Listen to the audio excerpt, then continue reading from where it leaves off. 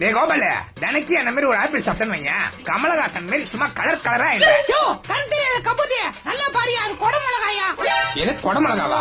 அதான் 3 வருஷமா சாப்பிட்டு கலர்ல எந்த முன்னேற்றமும் இல்லையோ. சின்ன பையன் முன்னாடி அசிங்கப்படக்கூடாது, ஏதாவது சொல்லி சமாளிப்போம். கொடை மிளகா எனக்கு தெரியாதா? கொடை மிளகா சாப்பிட்டா குடலுக்கு நல்லது, நீ சாப்பிடு. என்ன பாத்திமா ஆண்டி, பேசாம என்ன 1 மாசம் உங்க புள்ளைய தத்தெடுத்துக்கிறீங்களா? அதுல 1 மாசம் தத்தெடுத்துக்கனா? இது புரொடக்ஷன் மாசம் ஆண்டி, எங்க வீட்டுல கறி மீன்லாம் செய்ய மாட்டாங்களா? ஒரு மாசம் நீங்க என்ன தத்தெடுத்துக்கிட்டீங்கன்னு வைங்களேன், உங்க வீட்டுல வந்து கறி மீன்லாம் சந்தோஷமா சாப்பிடுவேன். என்ன சொல்றீங்க? ஓகே தம்பி, அப்ப நாளைக்கே உனக்கு ஒரு சுண்ணத்து கல்யாணத்தை பண்ணி நாங்க புள்ளைய தத்தெடுத்துக்கிறோம். உங்களுக்கு என்ன நல்ல மனுஷன் ஆண்டி, கறி சாப்பிட வந்து எனக்கு கல்யாணம் பண்ணி பாக்குறேன்னு ஆசைப்படுறீங்களே, நான் உங்க வீட்லயே பர்மனண்டா இருந்துறேன் ஆண்டி.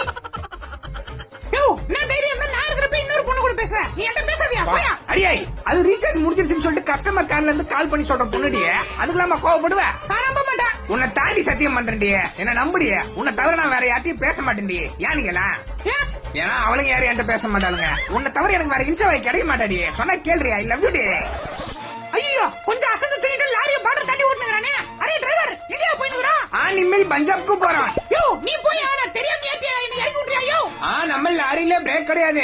பஞ்சாப்ல புளியா மரம் ஒண்ணு இருக்குது, அங்க போய் இடிச்சிட்டு வந்தே நிறுத்துறான். யோ சிங்க, புளிய